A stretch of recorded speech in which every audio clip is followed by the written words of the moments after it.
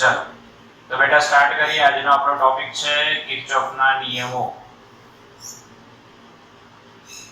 સૌથી પહેલો એક પ્રશ્ન થાય કે કેમ ભણવાના. પ્રશ્ન એવો થાય કે કેમ કિર્ચોફના નિયમો ભણવાના અને અમને શું કરી આપ્યું અને કયા નિયમો આપણને આપ્યા છે. તો આપણને નિયમો એવા આપ્યા છે જેનો ફાયદો શું છે. તો તમે થાંભલાઓ જોયા છે. શું જોયા છે? થાંભલાઓ જોયા છે કે નહીં? હા કે ના?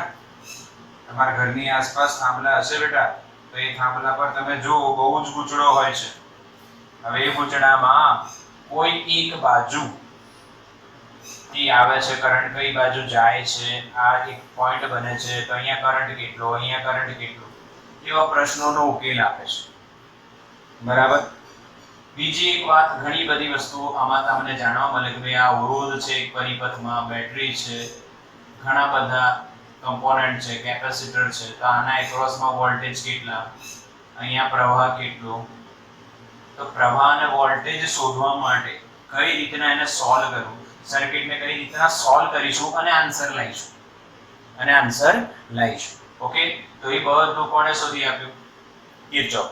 કિર્ચોફે બે નિયમ બનાવ્યા. કેટલા નિયમ બનાવ્યા? બે નિયમ. તમને બે સર્કિટ દેખાય છે? એક આ વાળી ને એક આ વાળી, એટલે બે નિયમ બનાવ્યા. હા કે ના? સમજ્યા પડી? કિર્ચોફના કેટલા નિયમો છે? બે નિયમો. એનાથી પ્રવાહ અને વિદ્યુત સ્થિતિમાનના તફાવતો શોધી શકાય છે. ઓકે. ચલો તો જોઈએ કઈ રીતના આનો ઉપયોગ કરીશું.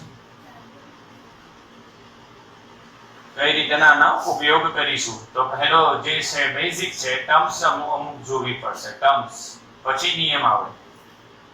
અમુક ટર્મ્સ આપણે સમજવી પડે કે ભાઈ આ વસ્તુને શું કહેવાય, ભાઈ આ વસ્તુને શું કહેવાય. તો પહેલી જે ટર્મ છે એ છે નેટવર્ક. નેટવર્ક એટલે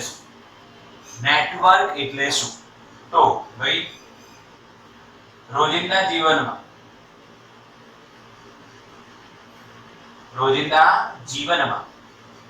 આપણે ઘણા બધા સાધનો યુઝ કરીએ છીએ. રોજિંદા જીવનમાં આપણે ઘણા બધા સાધનો યુઝ કરીએ છીએ. એ સાધનોની અંદર તમે અવરોધ જોશો, કેપેસિટર જોશો, ઇન્ડક્ટર જોશો જે આગળ ભણવાના છે, અને કોષ જોશો. આ બધાનું જોડાણ કરેલું હોય છે. અને કેવું જોડાણ હોય? જટિલ જોડાણ. જટિલ જોડાણનો અર્થ શું છે? ના તો એ શ્રેણી હોય, ના તો એ સમાંતર, એટલે બધાનું મિક્સ હોય, કોમ્બિનેશન હોય. આવા જોડાણને આપણે શું કહીએ છીએ? નેટવર્ક. સમજ્યા? રોજિંદા જીવનમાં આપણે ઘણી બધી ડિવાઇસ યુઝ કરીએ છીએ. એ ડિવાઇસ એની બનેલી હોય અવરોધ, કેપેસિટર, ઇન્ડક્ટર અથવા બેટરી. અને આ બધાના જે જોડાણો થયેલા હોય છે એ કેવા જોડાણ હોય છે? જટિલ જોડાણ હોય છે. અને આ જટિલ જોડાણોને આપણે શું કહીએ છીએ? નેટવર્ક. સમજ્યા? ક્લિયર? એક એક્ઝામ્પલ આપું નેટવર્કનું બેટા. એક એક્ઝામ્પલ, ભાઈ પંખો એ નેટવર્ક છે. કેમ? કઈ રીતના? જો સમજો. તો ભાઈ પંખાની અંદર આપણે જોઈએ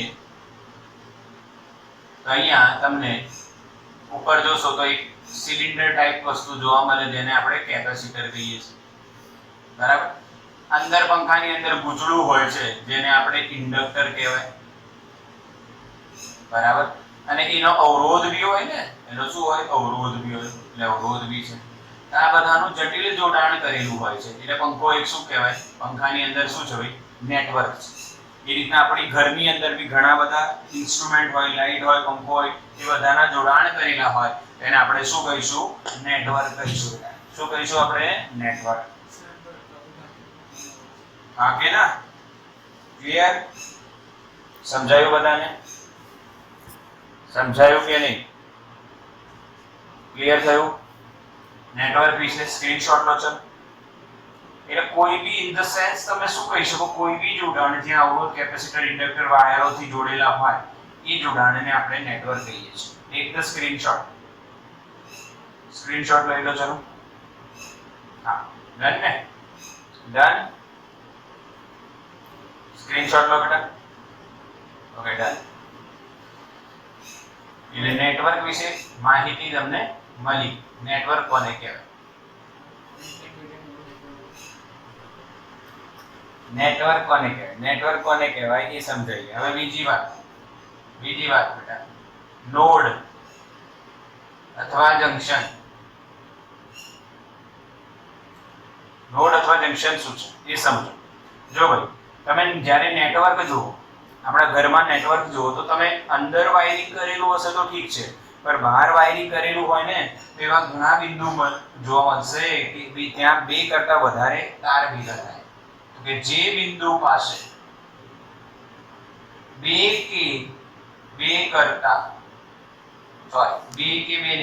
કરતા વધુ તાર ભેગા મળે તેને આપણે નોડ કહીએ. તેને આપણે શું કહીએ છીએ? નોડ. જેમ કે તમારા ઘરમાં જોજો, માની લો અહીંયા બલ્બનું હોલ્ડર છે, તો અહીંયા એક લાઈન આવતી હશે, આમ લાઈન. હવે એ જ લાઈનને આગળ મોકલવા માટે અહીંયા પાછું બીજું હોલ્ડર હોય, આ લાઈન આગળ જાય છે. અહીંયા બલ્બ લગાવવાનું, અહીંયા બલ્બ લગાવવાનું, અહીંયા જે આગળ જઈ રહ્યું છે અને અહીંયા બી આવી રહ્યું છે. તો અહીંયા તમે જોશો એક વાયર, બીજો વાયર અને ત્રીજો વાયર. તો આને આપણે શું કહીશું? નોડ. જ્યાં બહાર વાઇન્ડિંગ હોય, ત્યારે ઘરમાં દિવાલોની અંદર વાયરિંગ થતી હોય, વાયરિંગ. પણ જ્યાં બહાર વાયરિંગ હોય ત્યાં તમે આવું દેખાશે, જોડાણો થયેલા હોય છે, પાઇપો લાગેલી હોય. જો સ્કૂલમાં હશે, તમારી સ્કૂલમાં હોઈ શકે, હા, આવી રીતના જોડાણો કરેલા. તો જ્યાં ત્રણ વાયર ભેગા બને એને જંક્શન અથવા નોડ કહેવાય છે. બીજો એક લોજિક તમને આપું છું, બીજો એક લોજિક સમજો બેટા, કે ભાઈ આપણે જે ગોધરામાં રહેતા હોય, તો ગોધરાના સ્ટેશન પર જાઓ તો તમને લખેલું હોય છે ગોધરા જંક્શન. એમ ગોધરા જંક્શન લખેલું હોય છે, તો કે આ બાજુ બરોડાની લાઈન છે, પછી આ બાજુ આણંદની લાઈન છે, અને આ બાજુ દાહોદની લાઈન છે. બરાબર? એટલે ગોધરા જંક્શન છે. એટલે ગોધરા શું છે? જંક્શન છે, કે બે કરતા વધારે ત્યાં લાઈન ભેગી થાય છે. હા, એને આપણે જંક્શન કહીએ છીએ. ક્લિયર છે? એવું સેમ ઇલેક્ટ્રિસિટીમાં કિર્ચોફના નિયમમાં બી આ ટર્મ યુઝ થશે, જંક્શન. જંક્શન એટલે જે બિંદુ પાસે બે કરતા વધારે તાર ભેગા થાય. ક્લિયર છે? હા, સ્ક્રીનશોટ લઈ લો ફટાફટ. ચલો જલ્દી, ચલો ફટાફટ. ઓકે, ચલો આગળ જઈએ. ત્રીજો પોઈન્ટ બેટા આમાં જોઈએ. ત્રીજો જે ટર્મ છે જે આપણે ઉપયોગમાં લેવાની છે, ત્રીજી ટર્મ, એનું નામ છે લૂપ. ભાઈ નેટવર્કની અંદર રહેલા બંધ ગાળાને લૂપ કહેવાય. એ તો આપણને ખબર જ છે. લૂપ ઇંગ્લિશમાં છે, ખાલી બીજું કશું નહીં. નેટવર્કની અંદર કોઈ બંધ ગાળો હોય એટલે બંધ માર્ગ બનતો હોય, તો એને આપણે લૂપ કહીએ છીએ. સમજ્યા કે? શું કહેવાય એને? લૂપ કહેવાય. જેમ કે બંધ ગાળોનો અર્થ શું છે? કે તમારો રૂમ છે બેટા. બંધ ગાળાનો અર્થ શું એ સમજો. અહીંયાથી તમે એન્ટ્રી થઈ શકો. બરાબર? આ રૂમની અંદર અહીંયાથી એન્ટ્રી થઈ શકે. તમારે એન્ટ્રી થઈ, અહીંયા એક્ઝિટ થાય, અહીંયા એન્ટ્રી થઈ શકે, અહીંયા એક્ઝિટ થઈ શકે. એટલે આમ તમે જોશો તો શું રચાઈ ગયું? બંધ ગાળો. હા, તમે રમતા હતા ને આ રીતના ગોળ ગોળ ટામેટું, નદી નાવા જતું હતું, ઘી ગોળ ખાતું હતું, આસમાને ઠળિયાનો ઠસ એવું કંઈક હતું. તેમાં જે ગોળ ગોળ ફરો છો તો ત્યાં શું બનતી હતી? લૂપ. Simple logic. લૂપ એટલે શું યાર? બંધ ગાળો રચાય. બંધ ગાળો રચાય, એને આપણે લૂપ કહીએ છીએ. સમજાયું? અને નોડ કોને કહેવાય? જે બિંદુ પાસે બે કે બે કરતા, સોરી અગેન બે બોલાવી છે, બે કરતા વધારે. યાદ રાખજો, બે કરતા વધારે, ત્રણ કે ત્રણ કરતા વધારે. ઓકે, એક એક્ઝામ્પલ જોઈએ જે શું આ તમને ત્રણ વસ્તુ બતાવશે કે નહીં એ જો. સમજજો મારી વાત.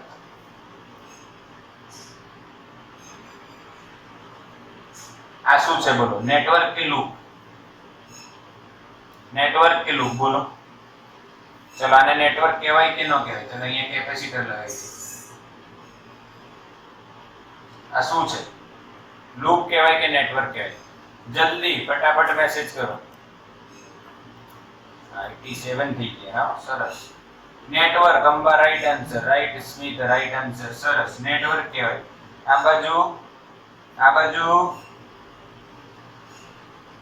ઓકે, નેટવર્ક કહેવાય અને નેટવર્ક કહેવાય. સરસ.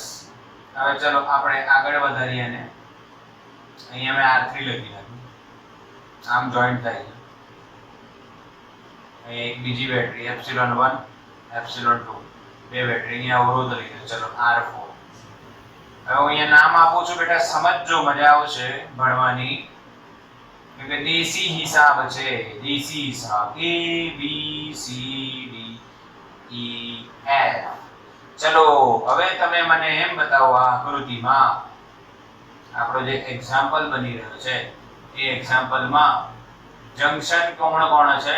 જંક્શનના નામ આપો. કયા બિંદુ જંક્શન તરીકે વર્તે છે? યસ યસ, રાઈટ આન્સર આવી ગયો છે. સરસ.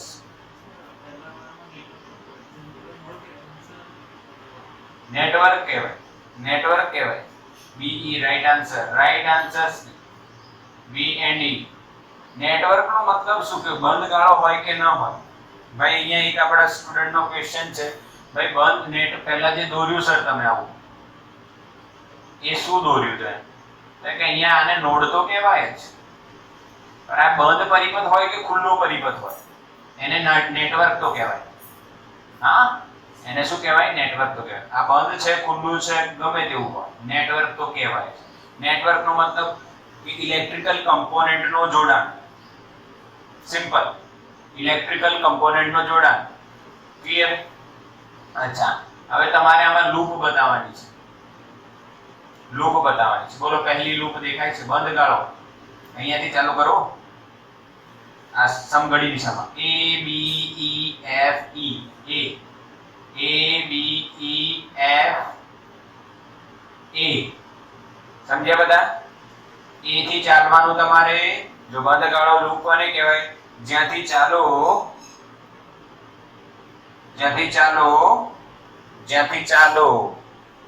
ત્યાં જ પાછા આવો. A થી ચાલો A B C D sorry A B E F A. ત્યાં જ પાછા આયા તો એને શું કહેવાય? લૂપ. બીજી લૂપ જો આ બનશે B C D E B. B થી ચાલે અને B પર પાછા આયા. આ બે લૂપ થઈ. બરાબર? ત્રીજી પણ લૂપ બનશે A B C D E F A. અરે વાહ, આ ત્રીજી લૂપ 12મી. ક્લિયર બધાને? હા કે ના? કેટલી લૂપ બની? 3 લૂપ બની. એક વસ્તુ નોટ કરજો, એક લૂપની અંદર બીજી લૂપ હોય શકે. એક લૂપની અંદર બીજી લૂપ હોય શકે. આવું નોટ કરજો મગજ. અચ્છા, પરંતુ જ્યારે તમે એન્જિનિયરિંગમાં જશો, આગળ ભણશો, આગળ તમે ઇલેક્ટ્રિકલ સિસ્ટમ પર કંઈક ભણો તો ત્યાં તમને એક બીજી પોઈન્ટ, જે બીજી વાત છે એ નોંધ કરવાની આવશે. મેશ એટલે બંધ ગાળો, લૂપ એટલે પણ બંધ ગાળો. પણ લૂપની અંદર બીજો બંધ ગાળો હોઈ શકે, પણ મેશની અંદર બીજો બંધ ગાળો હોઈ શકે નહીં. ક્લિયર બેટા? સમજણ પડી બધાને? હા કે ના? આનો સ્ક્રીનશોટ લઈ લો. ચલો ઓકે, આગળ જઈએ. તો અહીંયા આપણા 3 જે મેઇન ટર્મ્સ છે, નેટવર્ક, નોડ એન્ડ લૂપ, અથવા નેટવર્ક, જંક્શન અને લૂપ, એ ક્લિયર થઈ ગયા. હવે કિર્ચોફના બે નિયમ છે બેટા. કિર્ચોફના બે નિયમ છે. ચલો સ્ટાર્ટ કરીએ સમજવાનું. કિર્ચોફના બે નિયમ. કિર્ચોફનો પહેલો નિયમ જે છે, પહેલો નિયમ જે કિર્ચોફે બનાવ્યો એને આપણે લૂપ નહીં, જંક્શનના નિયમ તરીકે ઓળખીએ. કિર્ચોફનો પ્રથમ નિયમ. અને બીજો નિયમ છે એ લૂપના નિયમ તરીકે ઓળખાય છે. ચલો તો સમજીએ આપણે કિર્ચોફનો પ્રથમ નિયમ. હવે એના નામ અલગ અલગ છે. પ્રથમ નિયમ કહેવાય એને. ઓકે, બીજું નામ એ છે એને જંક્શનનો નિયમ પણ કહેવાય. જંક્શન પર લાગતો નિયમ છે એટલે જંક્શનનો નિયમ. લૂપ પર લાગતો નિયમ એટલે લૂપનો નિયમ. ક્લિયર? હા કે ના? સમજ પડે ને? સિમ્પલ વાત છે. જે જંક્શન પર લાગે જંક્શનનો નિયમ, લૂપ પર લાગે લૂપનો નિયમ. હવે આપણે આપણા ઘરની આસપાસ થાંભલાઓ જોયા છે બેટા? ઘરની આસપાસ થાંભલા જોયા છે બધાએ? એ થાંભલા પર આ સિચ્યુએશન તમારે નોટ કરવી કે એક નહીં, એક કરતા વધારે તાર આવે છે. મેં અહીંયા 5 તાર લીધા છે. અચ્છા, કયા તારમાંથી પ્રવાહ આવતો હોય? 2 માંથી આવી રહ્યો છે, 3 માંથી બહાર જઈ રહ્યો છે, માની લો એવું હું માનું. અને અહીંયા એક પોઈન્ટ બને છે જેને આપણે જંક્શન કહીશું કે બે 5 તાર એક જગ્યાએ મળી રહ્યા છે. આવી સિચ્યુએશન હોય. હા, સમજજો મારી વાત. હવે પ્રવાહ આવી રહ્યો છે એનો મતલબ વિદ્યુતભારનો જથ્થો આવી રહ્યો છે. એનો મતલબ વિદ્યુતભારનો જથ્થો આવી રહ્યો છે. ધ્યાન આપજો. તો આ જંક્શન પાસેની તમે વાત કરો તો જો t સમયમાં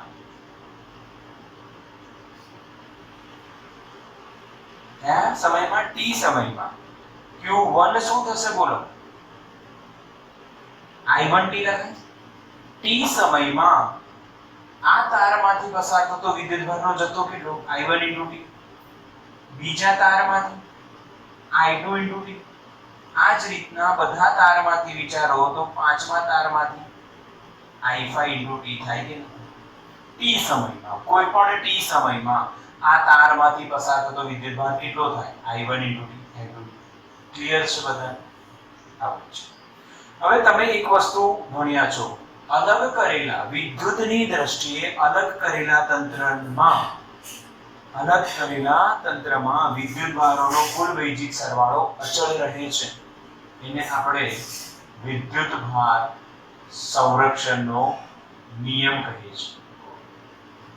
ભાઈ, વિદ્યુતભાર સંરક્ષણનો નિયમ જે છે એ આપણે ભણી ગયા છે અને એના અનુસાર આપણે અહીંયા શું લખી શકીએ? જો સમજો કે માની લો કે અહીંયા 1 2 આયા અને 3 4 5 સોરી અહીંયા 5 આવે, 3 4 5 ગયા. ઓકે, 1 અને 2 આયા અને 3 4 5 ગયા.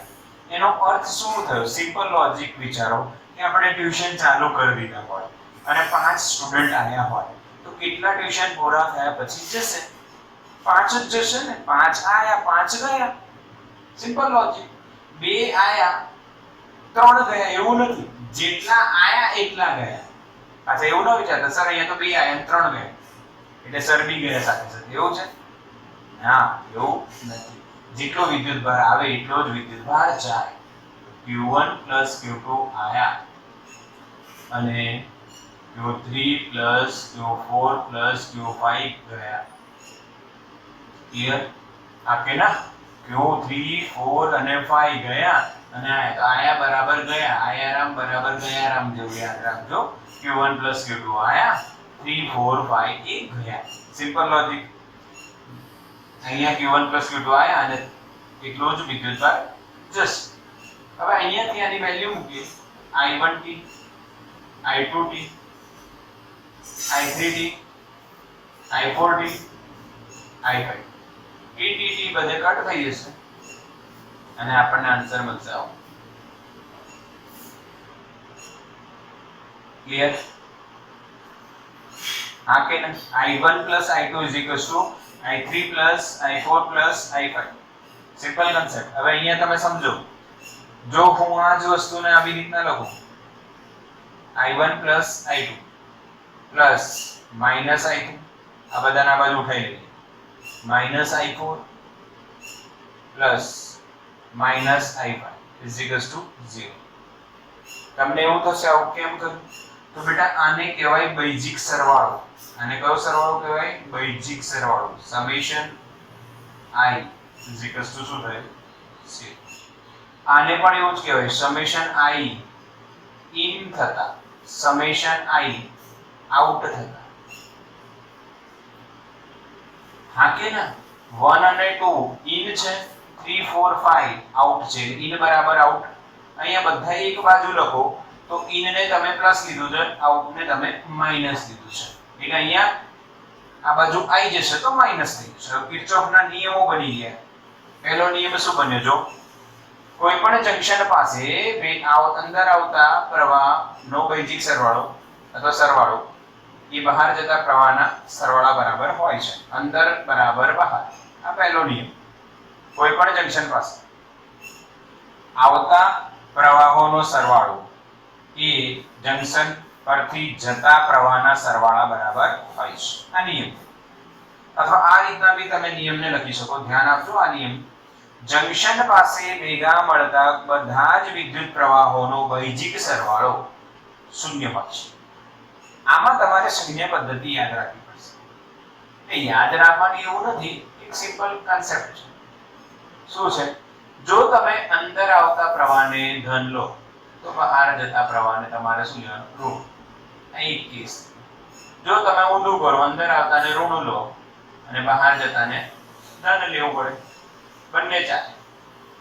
ચાલશે. જે બી તમે તમારી ઈચ્છા. હા કે ના? ક્લિયર? તો આ કિર્ચોફનો કયો નિયમ પતી ગયો બેટા? પહેલો નિયમ, જંક્શનનો નિયમ. પહેલો નિયમ ક્લિયર બધાને? હા કે ના? હા હા ઓકે ઓકે. દેખાય છે?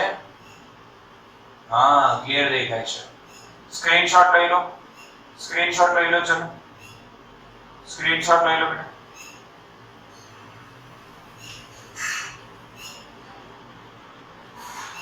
ડન. સ્ક્રીનશોટ થઈ ગયો? હા ડન ડન. Screenshot done.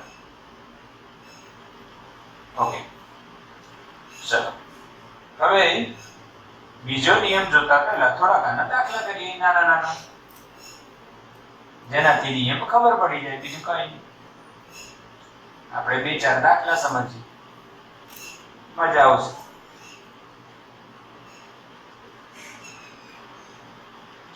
જો સમજ.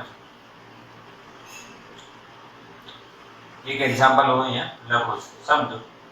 આવડી જાય તમને, કઈ છે નહીં. અહીંયા 3 એમ્પિયર આયા, અહીંયા 2 એમ્પિયર આયા, તો અહીંયા કેટલા ગયા? 3 આયા અને 2 આયા, ભેગા મળ્યા તો અહીંયા કેટલા ગયા? 5 એમ્પિયર.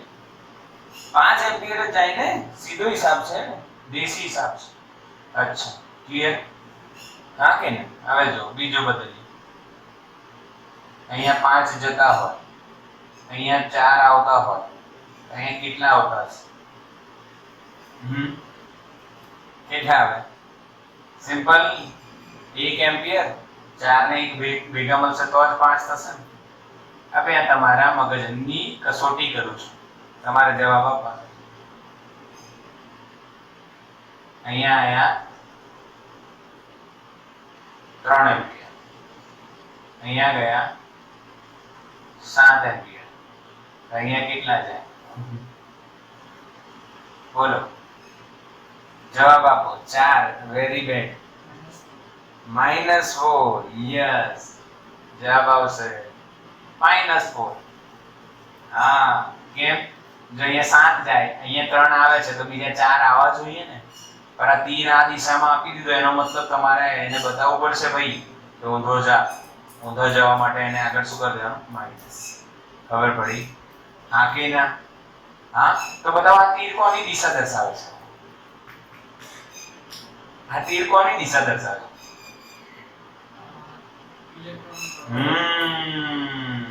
ઇલેક્ટ્રોનના વહનની. સમજ પડે? આ જે તીર છે કોની દિશા દર્શાવે? ઇલેક્ટ્રોનના વહનની દિશા. આપણને ખબર છે પ્રવાહ ઇલેક્ટ્રોનના વહનની દિશાની વિરુદ્ધ દિશામાં આપણે માનીએ છીએ. એટલે સિમ્પલ છે. સ્ક્રીનશોટ લઈ લો. સ્ક્રીનશોટ લો. ચલો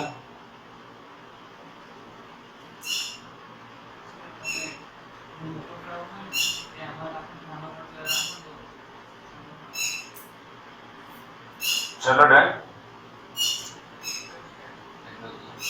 બીજો નિયમ.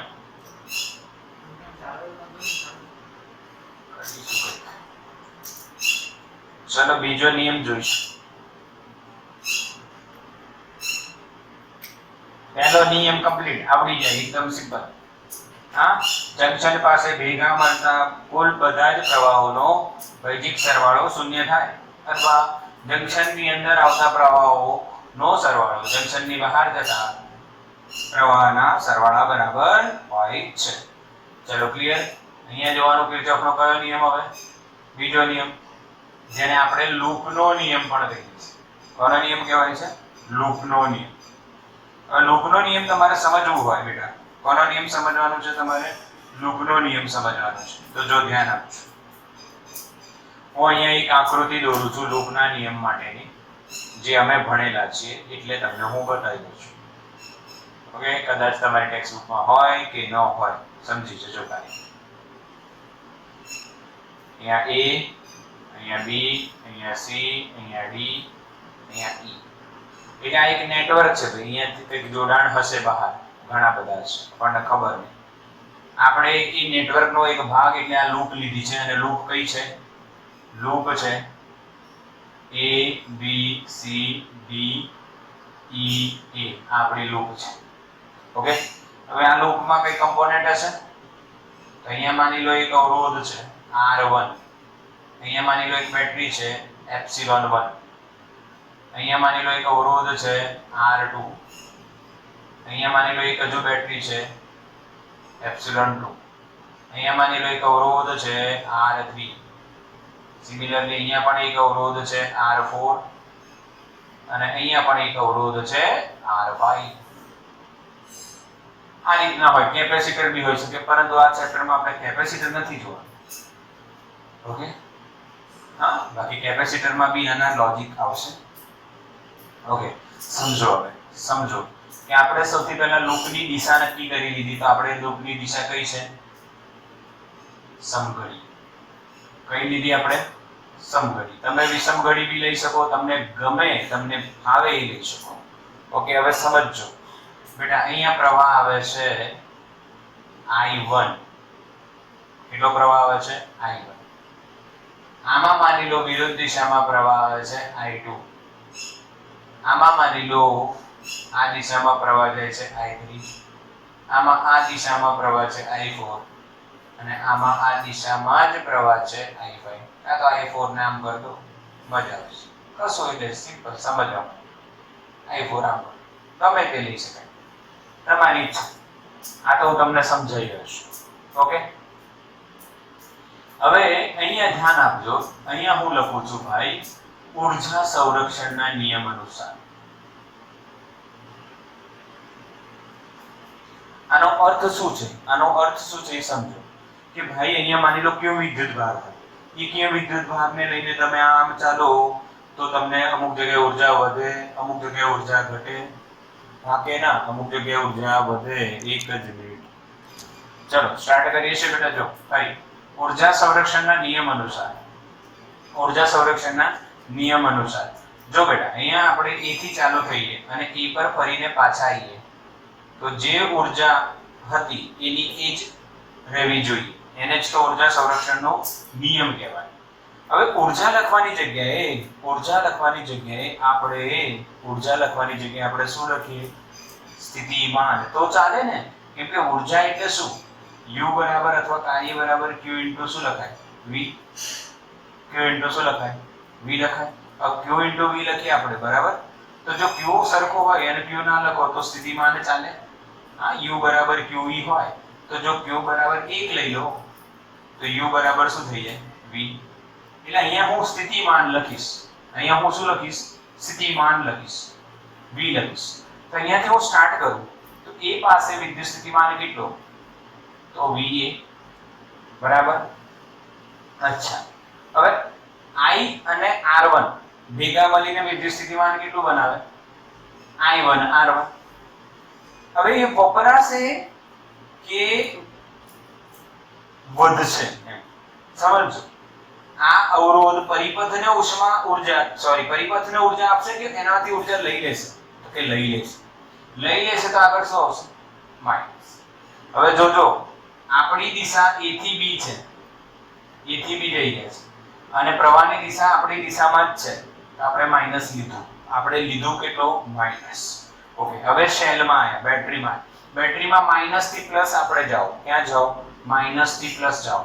તો માની લો આપણે કેટલું એપ્સિલોન EMF કેટલું થયું? પ્લસ વધ્યું. વધારો થયો, માઈનસ થી પ્લસ વધી. અચ્છા, હવે તમે અહીંયા આવશો B થી C. B થી C જ્યારે તમે આવશો તો પ્રવાહની દિશા આપણી દિશાની વિરુદ્ધ છે. એટલે B થી C માં વિદ્યુત સ્થિતિમાન કેટલો છે? તો કે I2 R2. પર આપણી દિશા અને પ્રવાહની દિશા ઊંધી છે એટલે અહીંયા પ્લસ લેવું, કેમ કે અહીંયા આપણે માઈનસ લીધું. આપણી દિશા અને પ્રવાહની દિશા સરખી છે, આપણે આમ આયા અને પ્રવાહ બી આમ છે, પણ આપણે આમ જઈએ છીએ અને પ્રવાહ વિરુદ્ધ છે એટલે દિશા બદલાઈ. દિશા બદલાઈ તો આપણે શું લેવાનું? પ્લસ. જો આને માઈનસ, જો આને પ્લસ લો તો આને શું લેવાનું? માઈનસ. ઓકે, હવે શેલમાં જો પ્લસ થી માઈનસ આયા એટલે અહીંયા માઈનસ થશે. એટલે માઈનસ થી પ્લસ આપણે પ્લસ ધાર્યું તો પ્લસ થી માઈનસ આપણે માઈનસ લખીશું. ત્રીજામાં આપણી દિશા અને પ્રવાહની દિશા સરખી છે એટલે માઈનસ I3 R3. ક્લિયર? ચોથામાં આપણી દિશા અને પ્રવાહની દિશા સરખી છે I4 R4. આમ આવવાનું છે. અને છેલ્લામાં આપણી દિશા અને પ્રવાહની દિશા ઊંધી છે અને બરાબર આપણે ક્યાં પહોંચ્યા? E પર.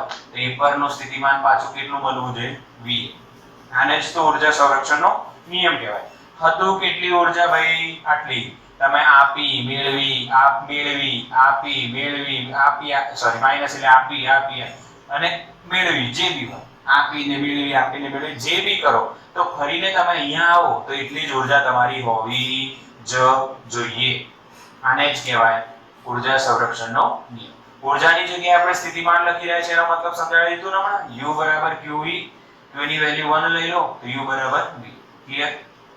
હમણાં દિશા પર ધ્યાન ના આપો, કોને પ્લસ લેવું કોને માઈનસ લેવું એના પર ધ્યાન બિલકુલ ના આપો. એના નિયમ શીખવાડીશું હમણાં તમને, તો એ નિયમ પરથી આપણે સમજી લઈશું. ચલો, આ V આ બાજુ આવી છે એટલે 0 થઈ જશે સામે. અહીંયા માઈનસ I1 R1, અહીંયા પ્લસ એપ્સિલોન 1, અહીંયા plus I2 R2 plus minus epsilon 2 plus minus I3 R3 plus minus I4 R4, minus ને અંદર લખું છું બીજું કશું નહીં, I5 R5 is equals to V આમાં તો V માઈનસ V શું થઈ જશે? 0. આવું થયું. અચ્છા, આ દરેક પદ જો આ શું છે? વિદ્યુત સ્થિતિમાન. આ શું છે? વિદ્યુત સ્થિતિમાનનો તફાવત. આ શું છે? વિદ્યુત સ્થિતિમાનનો તફાવત. દરેક પદ વિદ્યુત સ્થિતિમાનનો તફાવત છે અને એક કોક પ્લસ છે કોક માઈનસ છે દિશા અનુસાર. તો વિદ્યુત સ્થિતિમાનોનો વૈજિક સરવાળો શું થયો? 0. આને કહેવાય કિર્ચોફનો કયો નિયમ? બીજો નિયમ. કયો નિયમ કહેવાય બેટા? બીજો નિયમ. બીજો નિયમ કેવો છે? કોઈ બંધ પરિપથમાં આપણે ફરીએ, આપણે ના ફરીએ પણ આપણે વિચારીએ બંધ પરિપથ, તેમાં આવતા બધા જ વિદ્યુત સ્થિતિમાનોના તફાવતનો વૈજિક સરવાળો હંમેશા કેવો હોય? શૂન્ય હોય. હંમેશા કેવો હોય? શૂન્ય હોય. અને એ સાબિત થાય છે. આને કિર્ચોફનો કયો નિયમ કહેવાય છે? હા, કયો નિયમ કહેવાય છે? બીજો નિયમ. ક્લિયર? હા, NCERT માં આવું આપેલું નથી. આ તમારે સમજવાની જરૂર બી વધારે નથી. મેં જે સમજાવ્યું સમજો. એવું નથી કે તૈયાર કરવાનું છે, કશું તૈયાર કરવાની જરૂર નથી. હા, સમજવાની જરૂર છે. આ સૂત્ર સમજવાની જરૂર છે. સ્ક્રીનશોટ લો. જલ્દી કરો. ડન? યસ થઈ ગયું. Screenshot done. ઓકે, ક્લિયર થયું બધાને? હા, સમજ્યા? અચ્છા, હવે આની જે સંજ્ઞા પદ્ધતિ છે, જે કે કોને પ્લસ કરું કોને માઈનસ કરું, એનો યુઝ આપણે દાખલામાં કરીશું. તો દાખલામાં કરવા માટે સંજ્ઞા પદ્ધતિ તમને બતાવી દઉં છું. સિમ્પલ જ છે બેટા, ગભરાવાનું નહીં. વિડિયો મળશે તમને, રિવાઇઝ કરીને જોજો. એક વાર નહીં, 2-3 વાર જોઈ લેવું. જે વસ્તુ ન ખબર પડે, વિડિયોનો ફાયદો એ જ હોય. ઓકે, હા, હવે સંજ્ઞા પદ્ધતિ આમાં કઈ રીતના?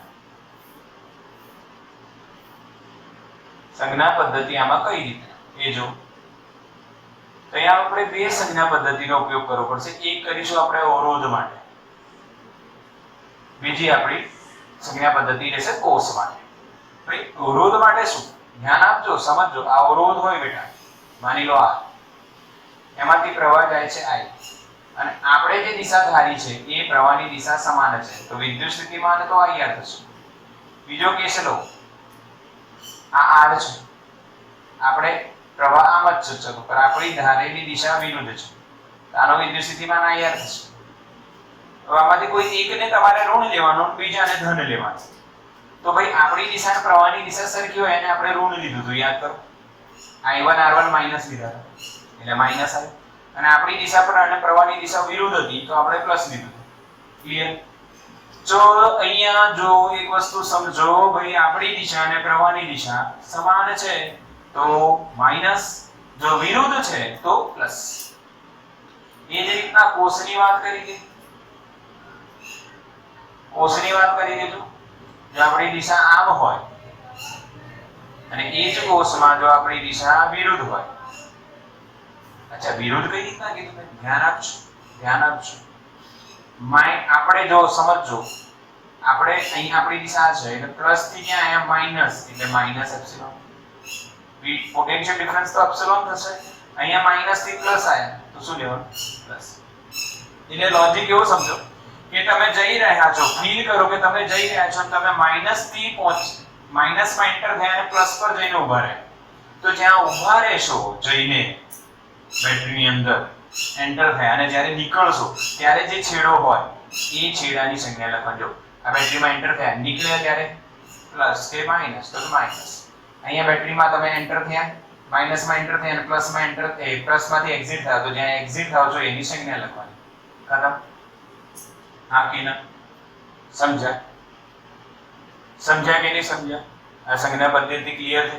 અને આ બધી જ સંજ્ઞા પદ્ધતિ કિર્ચોફના બીજા નિયમમાં કઈ બાજુ લખવાની એ ખાસ નોંધ લેજો. ડાબી બાજુ. ઘણી જગ્યાએ જમણી બાજુ લખેલું હોય તો નિયમ બદલાઈ જાય. આ બાજુ પ્લસ હોય તો આમ લઈ જાવ તો માઈનસ થઈ જાય. તો તમારે એક રૂલ ફોલો કરવાનો કે તમે એ બધા જ વિદ્યુત સ્થિતિમાનના તફાવત કઈ બાજુ લખશો? ડાબી બાજુ. કઈ બાજુ લખશો? ડાબી બાજુ. ક્લિયર? આ કેના બેટા દેખાય છે? ક્લિયર દેખાય છે? સમજાઈ ગયું? આને કહેવાય કિર્ચોફનો કયો નિયમ? બીજો નિયમ. તો કેટલા નિયમ ભણ્યા આપણે આજે? બે નિયમ. પહેલો નિયમ જંકશનનો નિયમ સમેશન I બરાબર 0. બીજો નિયમ લૂપનો નિયમ સમેશન PD બરાબર 0. આમાં એક વસ્તુ યાદ રાખજો, કિર્ચોફના જે નિયમો છે એમાં એક MCQ એવો બને છે કે ભાઈ જે પ્રથમ નિયમ છે એ વિદ્યુત ભાર સંરક્ષણના નિયમ પરથી આવે છે અને જે બીજો નિયમ છે એ ઊર્જા સંરક્ષણના નિયમ પરથી આવે છે. આ એક માર્કનો MCQ તમારો ગુજકેટ બોર્ડ ગમે ત્યાં પૂછાઈ શકે. નીટ જીમાં બી કઈ ક્યાં ખાલી છે ખબર હોવી જોઈએ. ક્લિયર છે કન્સેપ્ટ? આ કે ના? ચલો ક્લિયર.